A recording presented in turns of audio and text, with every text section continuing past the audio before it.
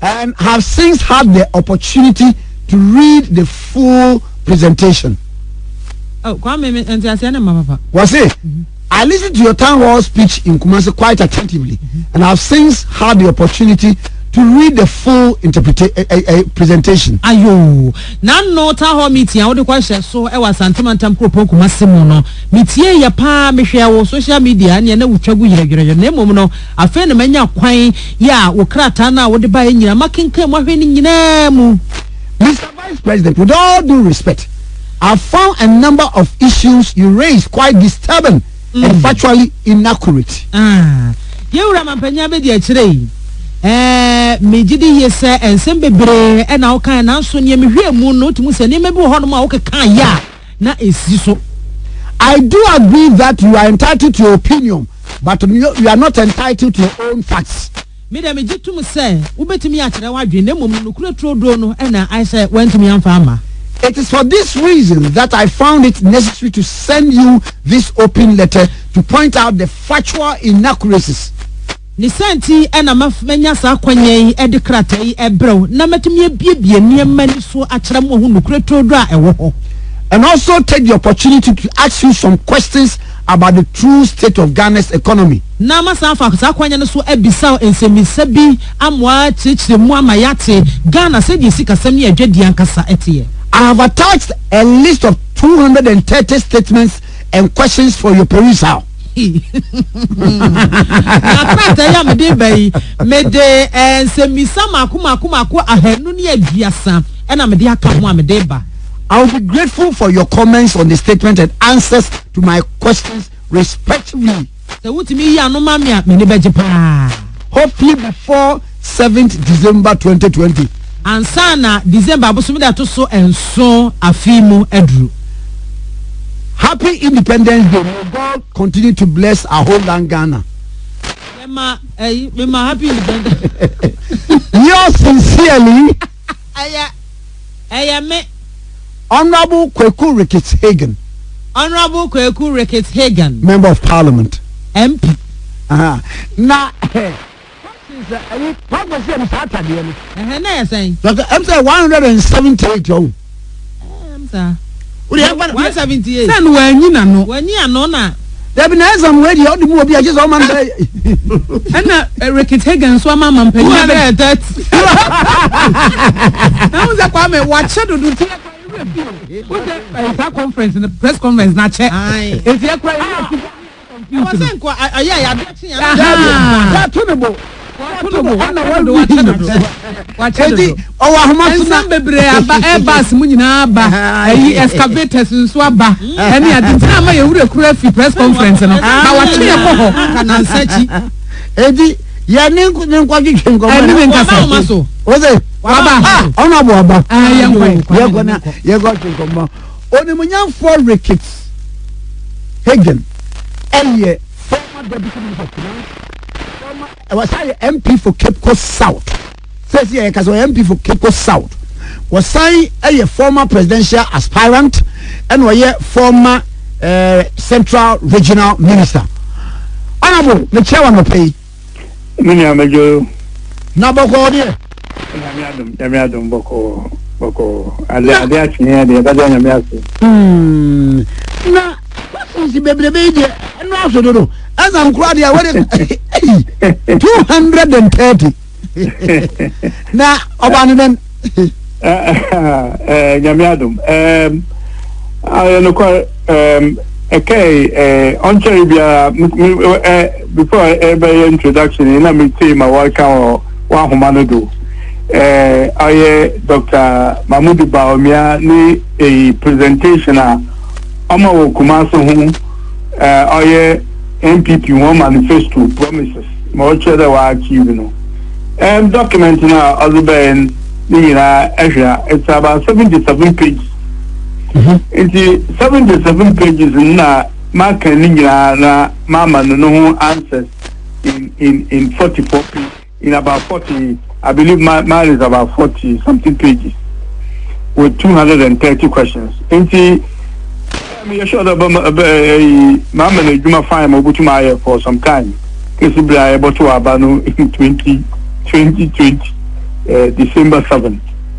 And I hope that because there were I listened to the whole A.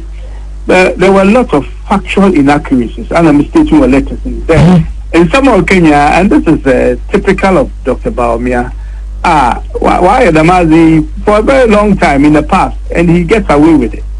And I think that the time has come out, or the year stopping, because people's lives are at stake. In some of Okekano are on the call. I mean, if the economy is that good, we'll be able to on the life. But if what he's saying is different from what is actually on the ground now, maybe something is missing. And what is missing on a Morama, watching baby a delicious figures in the Mazama ma our economy ma here and that is the basis for me. No church or questions in the statement now. Okodu 230. Now, we feel that should keep him until December of 7th. Now, questions 230. Say man to be a crowd answer 10. Said you better no answer you. No choice. The way I pedal answer and teacher echo school teacher chawazi and a teacher chazi na a bit of questions. A bit of teacher questions now. Say you appear you are no or person on you are no, but then that will determine whether he's a good teacher or a bad teacher. And the questions just as mature 230 statements and questions, within on the 11th of February. But we decided the motomubasi in terms of responding him. Now Dr. Bawumia Tembia presentations all the 77 pages now actually to go through everything. It took me a while to put them together. So it might take him a while to respond if he chooses to respond. Definitely questions although appear about my comments on it. Mami question 1, 2, 3, 4, 5, and 6. And say what can be say what claiming say Nanado's administration achieve 78% delivery. What 388 promises are year manifesto 2016. Then no correct. Which I'm saying. The lecture, the deception started from the very beginning of the lecture. I'll say one manifesto promises or 388. Now 388 in achieve 78%. So achieve 78%, and not about 303 of the 388 in achieve. But what are my promises? We'll keep track of it. But there were other people keeping track of, vigilant Ghanaians and civil society. They were keeping track of out of this. Intimate checking from various places. One will keep track on them. With the numbers they are coming up with. Now I'm checking one manifesto now. So I have taken pains actually. I realized that coincide with a lot of civil society that actually promises 510. In fact, one reference is what is it called? Imani. Imania, what the promises not the man or 510. I think I'm correct in stating that promises not yet 388 by 510. So you say Imani will be tema. No figure them out, Muzabano, or you're wrong, I won't correct him. But actually, promises in 510. Therefore, so why only 303? The only percentage should not be 78%, but rather 59%. And so that's the first point of correction. Number 2, His Excellency the President, will achieve 72% of the promises just around December. And now, Dr. Bawumia in February. It's almost 72, not almost 78. It could be possible that between December and February, we'll complete other promises. I just want him to tell us between December and February normally, Abazan will complete our account and our accomplish on them normally 72 or 78. And on the president, and they are singing from a different hymn sheet. Now, what can be at the afar the exchange rate and also Bawumia eka hwasem. Now we go to the economic and financial data report for the month of January. Actually, marginal improvement of the cedi against the dollar in trading currencies. No, it was 0.3%.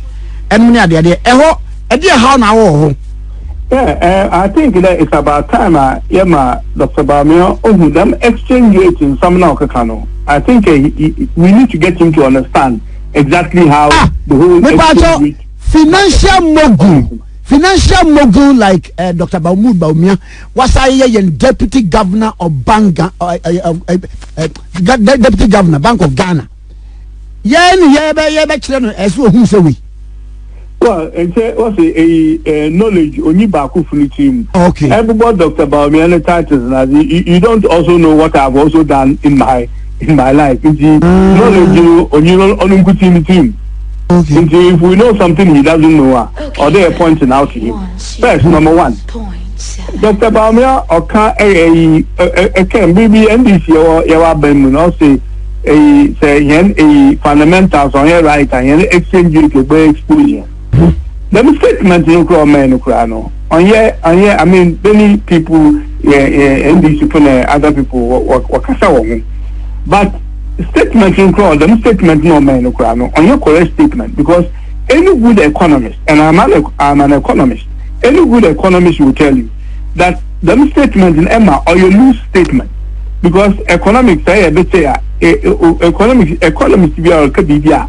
You know that one everything else remaining constant and everything else, being the same. Because BBA number of factors no affect the margin. If you choose a single factor, them single factor no madam as an why the ma. And also you are not being truthful to what you're saying. Because there are other factors if you should all cause them. And factors or affect your exchange rate or you're more than just the fundamentals. Because or you're both domestic issues and what they call external issues. External issues here normally we don't have control of, because yes, you can American currency are affected, global market or to affect your currency.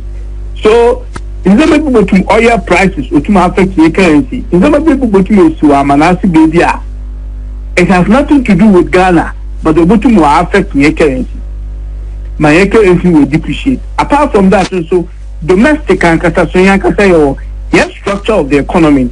In some of the Woma, Sebiwa, on to ye, Papa, and that itself will not affect me. To an extent, who fundamentals can affect your exchange rate, but your fundamentals alone won't affect your exchange rate. There are other ones. It make a statement like there, who fundamentals are correct, who exchange rate the year. You are then assuming that all other factors will remain constant, as economists will say. If that is the case, then the reverse is also true. In this case, there are only two parameters, and now there are only two things. A is equal to B, because everything else is the same. Then somebody will say the reverse is also true. B, therefore, is also equal to A. But if there are other factors or affect B, you can't make a statement that A is the reason why we have B. So that itself is wrong, and I hope he doesn't repeat that again. Number two, also arrest the currency was the key knows that my IGP. I mean, this is again another loose statement to make, because one of loose statement in the now show kakra. Oh, okay, all right. Let me rephrase it. Okay. But more or less, you can't make a statement like that, if I can put it that way. Apologies for if I wrong choice of words. But that's it. Yeah. Now, because into what is it called?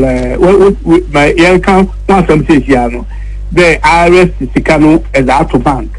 Obiara our exchange rate market and I offer the currency. This is the currency market. Those who trade in currency market, Obakacho the currencies. or you're so volatile above economy so volatile or cheddar or you it's so many things affect currencies into our RS currency. And a typical example on your day before the end of the year, in fact throughout 2019 your currency on your class a better point towards the latter part of the Oman although put committee our foreign FX committee together. My working ethical so it will form committee. So by forming that committee in the end of the year ceding or depreciated by 13%. Now year close 2020, yes 2020 as January in the ceding or Saturday now oil is in view. So that tells you that within a short space of time your currency CD 2019 was the worst performing currency in the world. Now just at the beginning of 2020 January February Ghana CD are the best performing currency in the world. Okay, so that should tell you that the kind of motion moving into me both today RS can and I video also that. I'm cautioning him in a statement that never on Kanaman summon there because he can carry away the approach and there currency can swing from one end to the other within the shortest possible time. Now what why am I can perform better? And the answer is no. It has actually nothing to do with them. Because external factors, first external factor only it is coronavirus Obama and one of the people go China and other places where they work on and see there is less demand on the city. And less demand on the dollar rather. Less demand on the dollar today. Sitting no more buyers, no Obama sitting now also. And the city has appreciated against the US dollar and many other currencies for the simple reason that people are not demanding dollars there instead they will normally do because of this virus. Number two, and that is more or less an internal issue. On a what is it called? Year of return, which is a good thing. I mean, I don't know year of return on man kofu bebre wabagana. Naturally now so afibia ofa Ghana for your manama no be fie them now was the dollars na pounds now was the back. It was best some good system no. And I want a demand on the dollar no on issue bill. So there's enough dollars in the system. Now rather than one ceding half a little power infra. Into that year of return, and normally it will be at the end of the year around December. Because when you go good system, I'm not started the own show in January, February. Mama ceding no wires in it.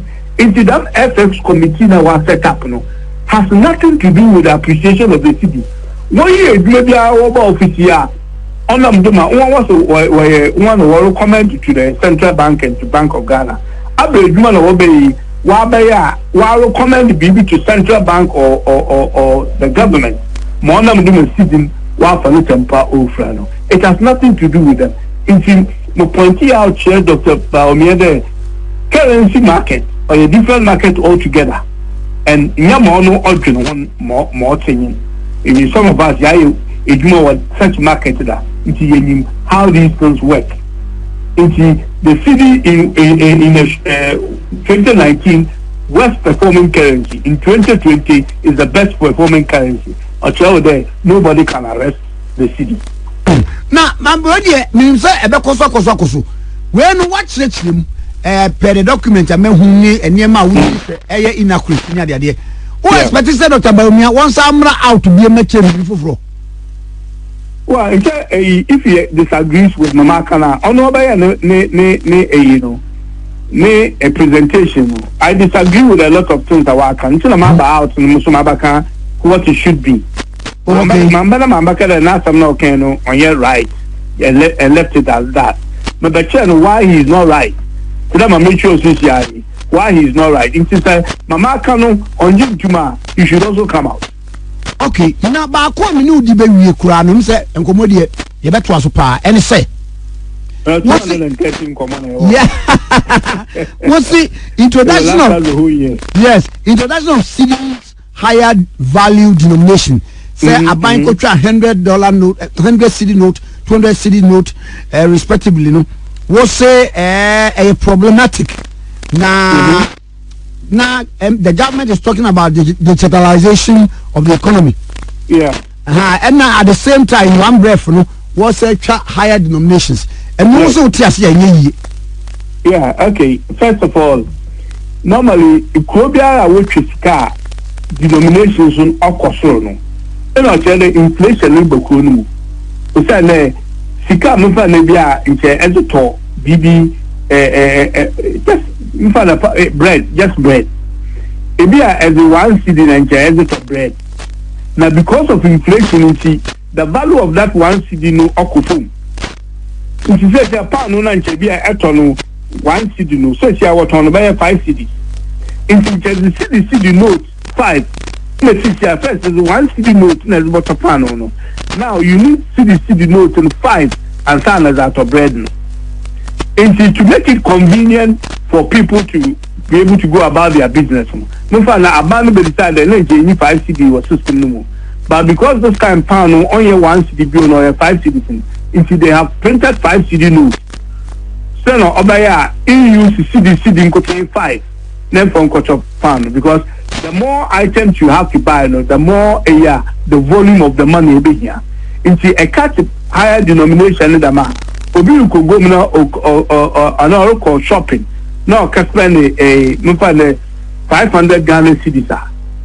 And 10 can be 50 cedis near the biggest denomination. No, or there only them 50 cedis in there, now 20 cedis in there, almost to the tune of that. This time we do money no. In a 3 notes or 200 in 100 you have got your 500 cedis. But in the economy only because we don't have that inflation in the system. One budget will be reading what's the inflation is now at 7.9. One could phone to single digits from where they took inflation from. It is inflation wa kofom no oguduru kofoma. Why then do you print a bigger denomination that very convenient among kofo? Nipa hin na waka spend 200 or what is it called 100 notes no. If you saw Dr. Bawumia na kasa on the CCR or champion digital economy. Digital economy is not a bad thing. It's also a good thing. The economy why digital. Now you use the cashless economy. Today, young kids can be when you phone quarter as more you are not busy. Either you use equa or cards and I know we use what we call what make it go by 1,000. No, we use the group of the cards and all the year. If you see a banking transaction or 1,000 with you or 2 in the bank, no to Tiaco. Until we want to create a cashless society, in a society, you use the category room. If you said you are in create them society now, how on earth do you go and print more money? You are discouraging people from using money as a safe way for the economy. Why then are you bringing more money or be encouraging the way you use it? It really doesn't make sense. So that is so the way you often generate profit. Security ever print piano or one value. The value was the one of our prints you can find 200 Ghana cedis was the one of our prints you can find the 50 Ghana cedis or the prints can the face value of the 200 Ghana cedis was 200. Into the difference between the cost now what the prints you can and the face value of the sican on an above friend generate profit. In this case about 150. And number do about situation and to me today them generate profit now. Bank of Ghana Obenian, the Mexican, one and all the Mexican, Abana knowledge, and Bank of Ghana will keep it. And why? Because I have my suspicion that the Mexican is meant for a purpose, and that is why they are printing the money. Meant for a purpose? Dr. Bawumia. And meant for a purpose, so now also doubts or suspicion. Meant for what? Well, that's why I want him to tell me now. No suspicion, and I'm putting suspicion. I think many people have said that the Mexican is being printed so that them profit, government can have that profit to run the election. Namibo, where Bank of Ghana, Aba Ghana, Aba, maybe it's a question. Baby, Bank of Ghana is the bank of the government. Aba the bank, only Bank of Ghana. Therefore, Bank of Ghana is owned by the Republic of Ghana. Now, you're a bank, yes, or you're independent, which means that bank, too, like I said, but it depends on the central or only a government to move the economy forward. We need to be clear because in some countries, them similar profit now print with Skadano or a Sika wasn't the government. Because Bank of Ghana or a Bank of Ghana is your profiter or the profit for the shareholder. The shareholder of Bank of Ghana is the government of Ghana. What purpose already in the young sewerage were with our on 50 print. But this one, because the denomination or bigger, the sewerage profit is also much bigger. Because 50 cities now are printing. If it was the 20 cities now, was print 50 city notes now. Sewerage area was on roughly or by 30 Ghana cities. But we are talking about printing 200 and 100. Into that difference will be bigger. Into I want to know who is keeping the money. Is it the government of Ghana or is the Bank of Ghana? You need the answer from that now. Then I will tell you what will follow. I see. And yeah, honorable Major Waha. Na hami ba kunfuni say. Sana Dr. Mahmoud Bawumia once ma ye then vice president. Yera pako say Mr. Question see papa yi sorry a no te veranda mu ho no try to bansa. Wodi ko say we work for 230. The man penya be dey Dr. Mahmoud Bawumia or boase digitization no nyema be ko weni be ko. Say anhwa ene one year maybe mu osori no so te veranda mu no answer questions. I hope that it doesn't come to that. First of all, no questions that maybe Dr. Bawumia is not based on Sama Odibisa, His Excellency Parkway Misata, I mean Palikrinsi. My questions are completely different. Some of them may be similar because Uncle Parkway Misata, or can I say, because the economic on change over time. Economic questions will change over time. There may be questions similar to the Misata or the Misata, but my questions are not based on. My questions are based on misstatement or based on Nankasa representation. And if so 170, I have taken pains to look at that. Such questions will come up. My questions are also come up His Excellency at the time in Misata. 170 questions, but more than that, about 50% of them, which means almost about 80-90 of the questions, they are actually no questions. While the project, or let's do project on President Kufuor Bedo project at MPPYA. In some of the Cape Coast Road, in a way, Cape Coast Road, no, I'm a number 100, Cape Coast Road. Kumasi Road, number 101. In what he was expecting, he started even to say the road, because I don't know whether that's a question or that's a statement. Actually, Muslim project NDC under His Excellency John Dramani Mahama project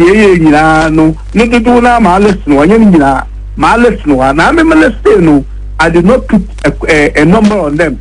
We put arrows. Some of them may end up on all years and questions about by 500. I have taken those ones out. Into Bibia Amano Manibian is a real question or a real statement, not a road name. Questions in it like question 224. Okay. What's it 224? 224, okay. Yeah, also in 2016. 1 billion and 100.96 was collected under the road fund. Yeah. And then and I just said almost 140.66. 224. 224. Okay. Right. Yes. Yeah. And I will see 2 billion Ghana cedis was not released to the road fund for critical road projects. Sure. And waboba sa question we no vice president next will be here no na say be the sector minister na the ministry na dey. Well, don't forget that the whether it's a sector minister, he has access to all of them. It is going to me and but my kama a minister somewhere na wa president. Only the chairman. Don't forget, the vice president is the chairman of the economic management team, which is made up of what is it called? Economic ministries. Economic ministries and one zama wa yobiano or economic in nature, building of roads and all that. He presides over the whole economy as the finance minister is the minister of finance, but the chairman of the economic management team. I said the finance minister in our say. He has access to all these information. So they write the budget with him. This was an item, in the budget. And so you should be able to find an answer for it. Oh, okay. Honorable, medals no komo e dem nimsa afa na asase e pa. Na Ebu Baba. Edi ya betu e boss na ya to boss na. I hope that before Obama another presentation be our baby and he's coming to answer the questions or he's already answered them. Now answer na wo ko no. Point 164. We see at the town hall, you assured the unfortunate depositors of their defunct savings and loans microfinance companies that they will be soon be paid 100% of their deposits once the so-called validation is completed. That is the right thing to do. Subsequently, the President Nana Danko Akufo-Addo and the Finance Minister Ken Ofori-Atta have both repeated the pronouncements of at SONA and media interviews respectively. Unfortunately and surprisingly, you've not made any bailout provision in the 2020 budget to take care of this item, which makes me believe that it was an afterthought, a last commitment. If not, where is the money going to come from and how much is involved? Taxpayers ought to know.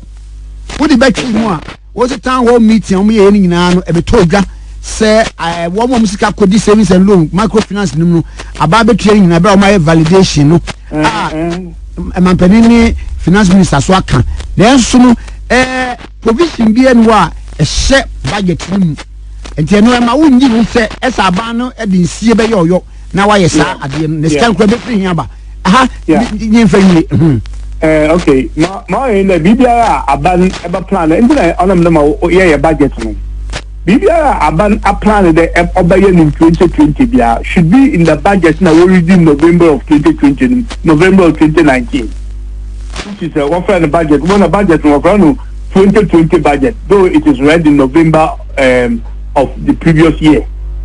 Enti bibia akale ebeye bia no today bia the year of the roads na zamazamia should be in this budget 2020 budget no. 2020 budget from page 1 to end. Bibia Yuma Ochebe Aban, it should be part of the expenditure item. Aban of announce a project to so whatever they want to call it.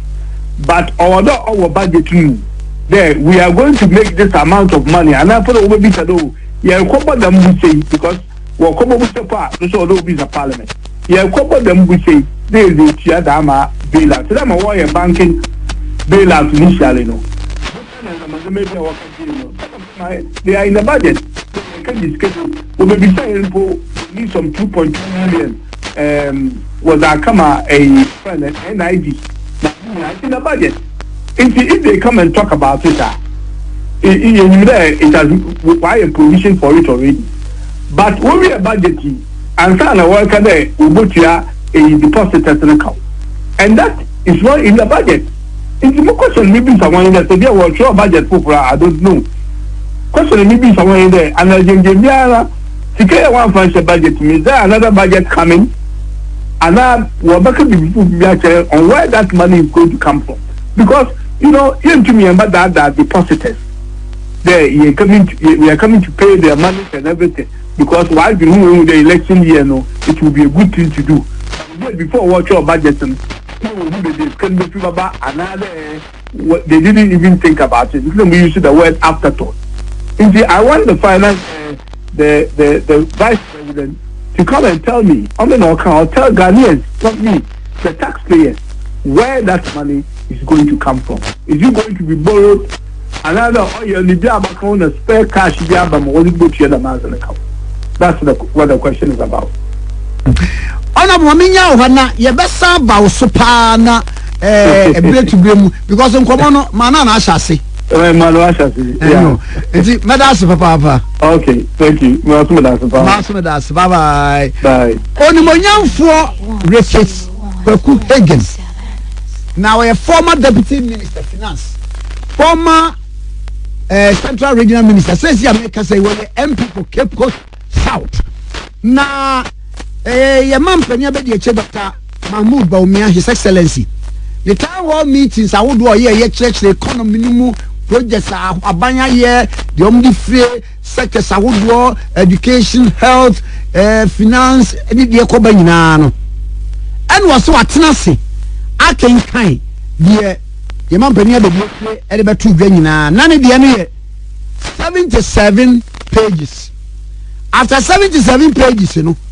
And what transia what your question now when what did you independence or the man happy independence 230 questions say Dr. Mahmoud Bawumia womeyano wow sani wana Dr. Mahmoud Bawumia soma Paco Semisata the then former president vice president wamano questions makuma 170 ubeba na papa na tebalanda nim na mitisi ni nchai na questions yi wa answer say asama bi na wa ko answer ebi ya to na